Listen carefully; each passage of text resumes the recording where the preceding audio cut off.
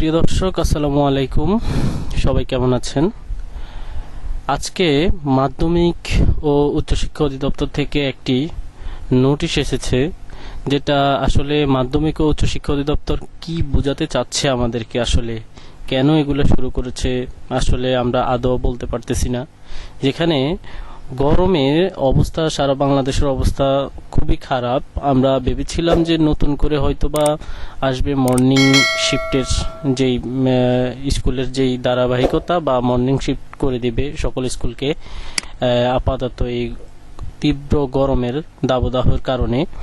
কিন্তু সেইখানে মাধ্যমিক শিক্ষা প্রতিষ্ঠানের শ্রেণী কার্যক্রম চালুকরণ সংক্রান্ত আজকের যেই নোটিশটা, সেটিতে দেখা যাচ্ছে যে আমরা যদি এখানে ওপেন করি, যে সংশ্লিষ্ট সকলের অবগতির জন্য জানা যাচ্ছে যে ঈদ উল ফিতরের ছুটির ধারাবাহিকতা দাবদাহের কারণে 20/4/2024 খ্রিস্টাব্দ তারিখে মাধ্যমিক ও উচ্চশিক্ষা অধিদপ্তরের ঘোষিত সমাপ্ত ছুটি হওয়ার পর শিক্ষা প্রতিষ্ঠানসমূহের শ্রেণী কার্যক্রম চালুর বিষয়ে নিম্নরূপ সিদ্ধান্ত প্রদান করা হলো।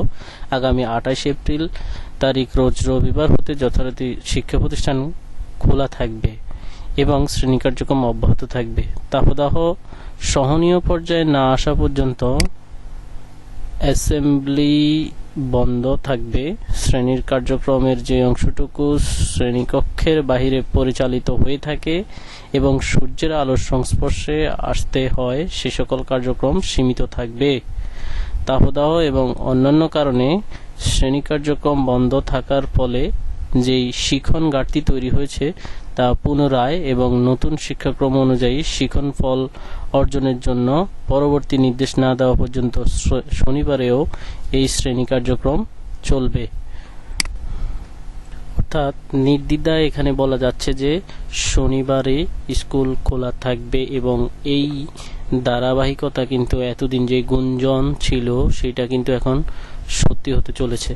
সুতরাং আপনারা দেখতেই পাচ্ছেন যে এখানে স্পষ্টভাবে লেখা আছে যে শ্রেণী কার্যক্রম ঘাটতির কথা বলে কিন্তু শনিবারের শ্রেণী কার্যক্রম চালু রাখলো। অন্যদিক দিয়ে বৃহস্পতিবারেও কিন্তু আপনার স্কুলের যেই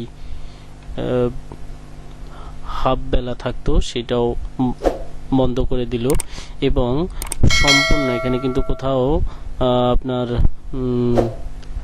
সীমিত আকারে ক্লাস নেওয়ার কথা বলা হয়নি, এখানে সম্পূর্ণ ক্লাস নেওয়ার কথাই কিন্তু বলা হয়েছে। তাহলে এই যে ব্যাপারটা, বিষয়টাকে আপনারা কিভাবে দেখছেন অবশ্যই কমেন্টের মাধ্যমে আপনাদের মতামত জানাবেন। পরবর্তী ভিডিও দেখার আমন্ত্রণ জানিয়ে আজকে এখানে শেষ করছি। আল্লাহ হাফেজ।